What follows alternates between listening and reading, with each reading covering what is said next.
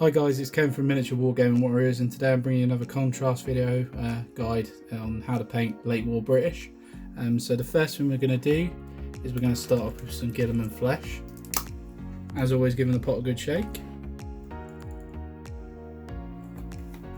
And we are just literally going to paint the flesh areas. So here we go. And as always, I'm using the painting handle of Destiny, which I really love. It's going to become a meme, isn't it? I hate this painting handle with a passion. But for you guys, I will do anything when it comes to modelling, I guess. I can't literally say anything because they'll just be wrong. There's some people out there with very warped minds. Yeah, so late war British. I have got a British Army already painted up, but not in contrast to the normal paint sort of scheme that I've used Vallejo paints for. I followed the guide that's on Warlord.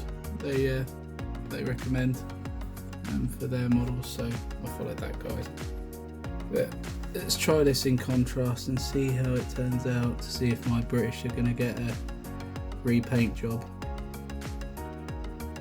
Could be possible, you know what I'm like for contrast. I am a sucker for it. So, around there. Make sure to get all the skin areas. Just like that. Which I'm pretty happy with now. Let's make sure I get around that. Cool, so that's all the skin.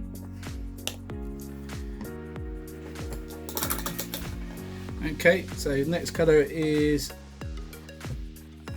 Agros Dunes, and that's going to be for all the webbing.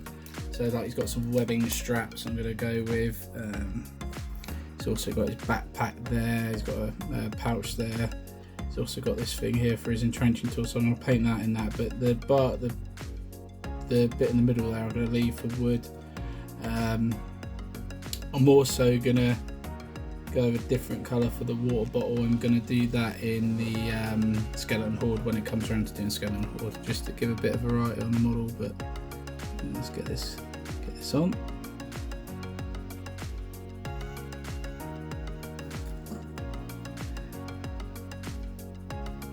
And again, it's all about the tabletop standard, isn't it? What we're all happy with. I know I'm happy with tabletop standard.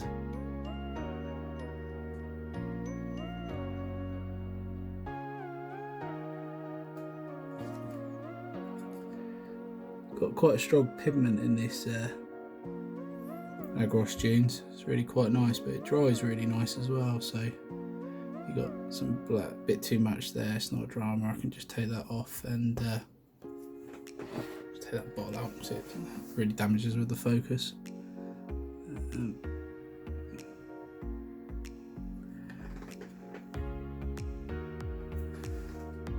that around there. So, interesting fact for you: every time I do one of these contrast videos, I don't do a dummy run. So this is the first time I'm actually doing this, because this model, as you can tell by the base, was one of my normal British guys that I stripped just to do this video.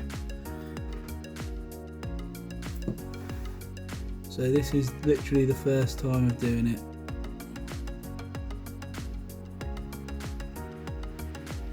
There we go. So there's that. And now there's just the straps to do. Just thought I'd share that fun fact. Got a few bits of webbing on the front here. He's got some weapons pouches, I believe. Just there. And there. And yeah, he's got straps just there as well. I'm going to do in the colour, and there's one each side, so I've got to get a bit more closer with this, so apologies if my hand gets in the way.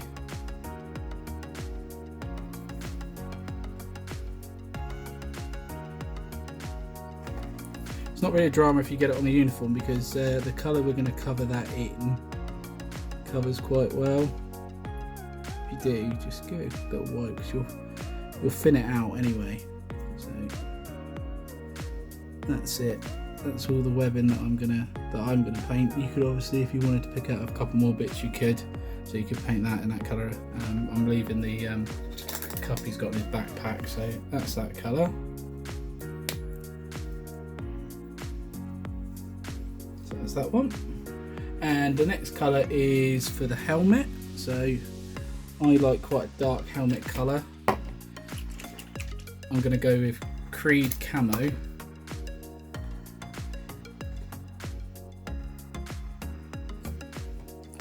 So just going to put that all over the helmet.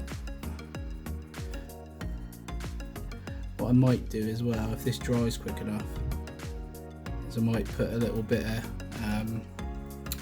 brown on some of the bits, just to give it like a camouflagey sort of pattern.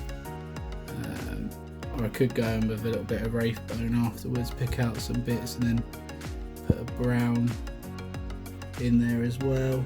I'm just gonna try not to forget the bits under the helmet, so you just try and get around there. And that.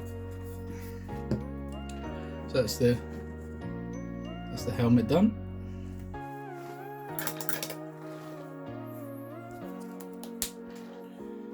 Okay, and then the majority of the uniform, so that's all the main uniform on his chest, on his arms, on his legs, not his putties and not his boots, is going to be done in Wildwood. It's really nice dark browny colour.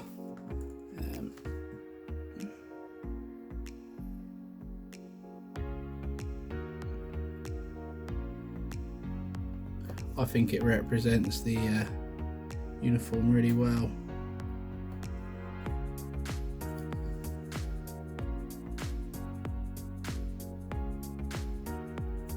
I know some people use Wildwood for their weapons,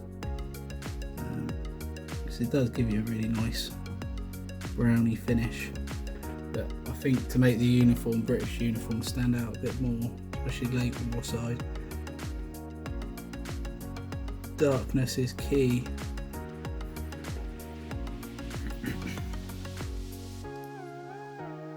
So just get around there, make sure you get inside those little bits there.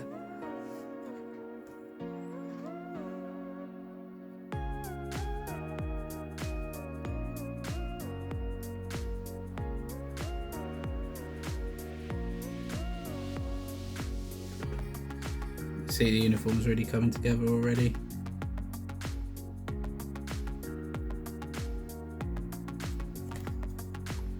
Make sure to get around the back of his legs.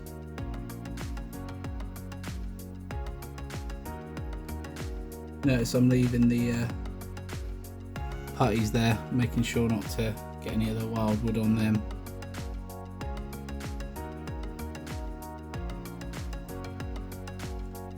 Trying to be careful going between these two bits as well, because it's quite a thick pigment in this colour as well, and it will cover that other colour up quite easily. Making sure to get around all that.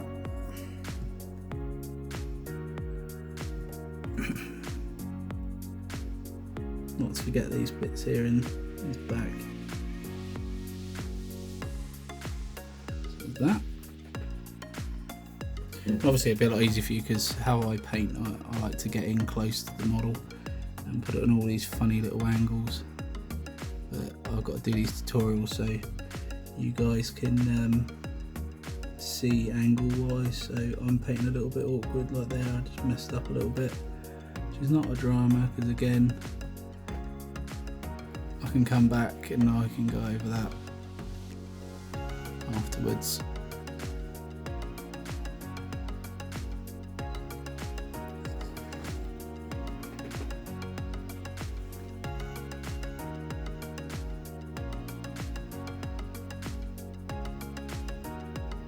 So I'm just applying the snakebite leather now, and this is for all of the wood parts on the weapon. Just making sure I get all those. Trying to avoid the metal parts as much as I can, really. So you got the stock there.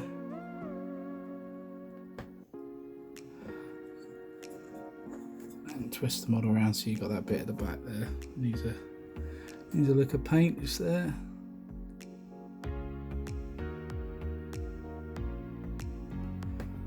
So that's the wood parts of the rifle.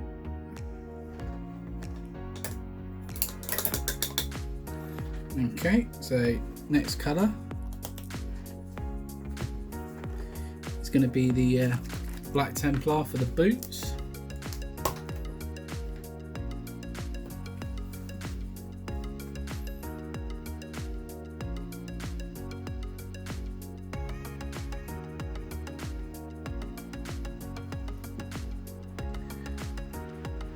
Normally I wouldn't have put grass on, like I said. This model here was one I already painted in normal paint scheme, but I've stripped it just for this tutorial, and it's got the grass on it, so I'm just taking a little bit more care. Just making sure I get the boots. There we go, that's that. Cool, so that's the boots. Rather snazzy.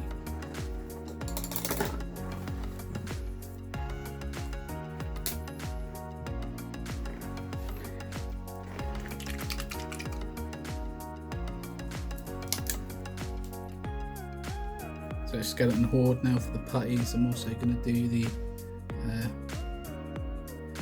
water can, water in the canteen. In that colour as well, the skeleton horde. Just add a bit of variety in.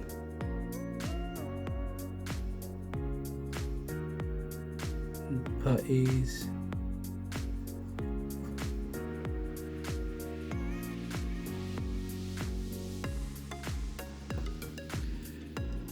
Right, so that's the putties done. Just 2 colours left now.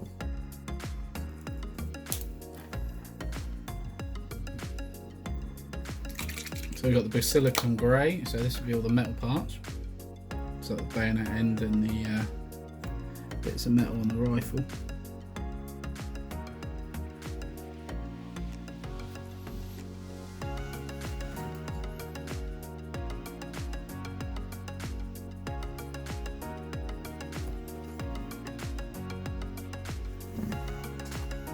I'll tell you what, it's bloody boiling here today as well. Absolutely baking.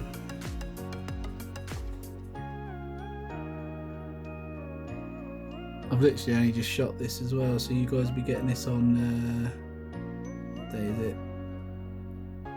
Tuesday. So messed up a little bit there. So I've moved by accident. I'll come back to that in a minute. I'll put some of the snakebite leather over the metal, which the snakebite leather, being a more pigment heavy colour, shows through. So if I just, this is what I do anyway. So you're about to see an extra step here. So I've mixed the two up by mistake. So yeah, I mixed the two up by mistake. So I get the end here, and I just give it a little pull like this. Right, that dries it off. And what I'll do is, where is it? Wraithbone, because I've undercut, I'll spray primed with Wraithbone. So Wraithbone, just go on there, like so.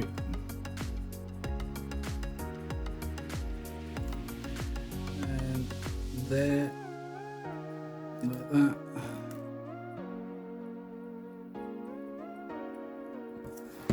And I'll literally let that dry, and as soon as that's dry I can paint over it with the grey again. That's what you do when you mess up.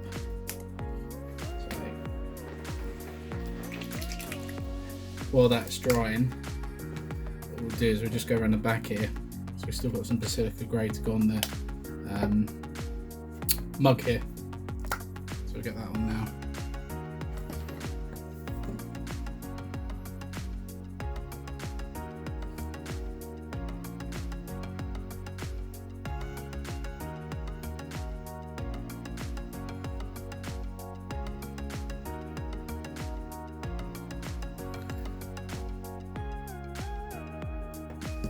That's the mug. You don't have to have it pulled in there like that. You can have it out. It'll just be darker with it pulled. That's the mug. So while that's drying,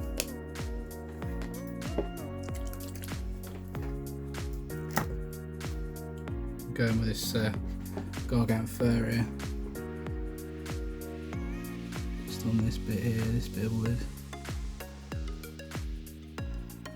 Just there, like so.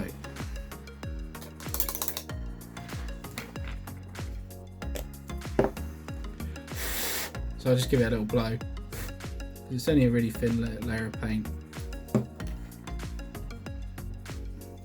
So it's near enough already dry anyway because it's so hot.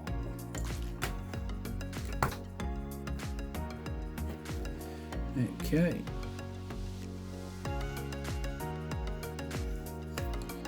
So here's the grey.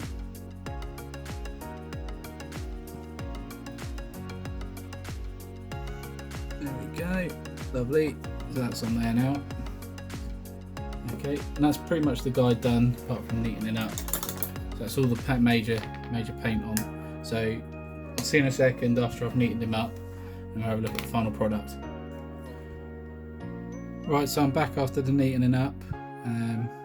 So this is what the guy looks like. This is a late war British soldier. I'm quite happy with him. So yeah, I did the head on the helmet, so I put some brown bits in it. But what you can do, you can see here, I've made a mistake here. I've done like pull it. It's pulled quite heavily. So just be careful when you're doing it. If you don't want it to pull heavily, if you want that effect, then fine. But if you don't, just make sure you thin it out a bit. So like the trousers, they're not too bad. So if you look at it like that, it looks quite cool. So yeah, that's the only thing I would change. I just keep an eye on the pulling around the arms. But this has been painting British World War II late war uniform with miniature wargaming warriors. Cheers guys, hope you enjoyed the vid. See you again soon.